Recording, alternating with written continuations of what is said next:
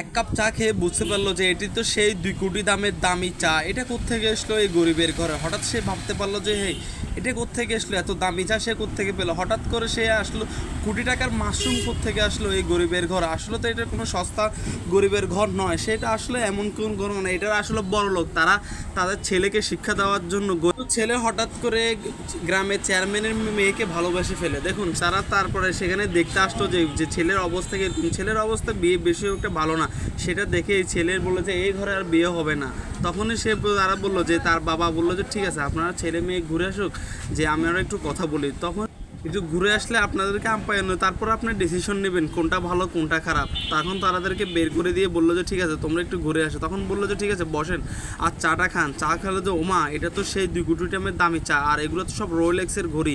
আপনি চাইলে সবগুলোই নিতে পারেন, একটি একটি করে নিতে পারেন। সবগুলো রোলেক্সের এডিশন ঘড়ি, সবগুলোর দাম 1000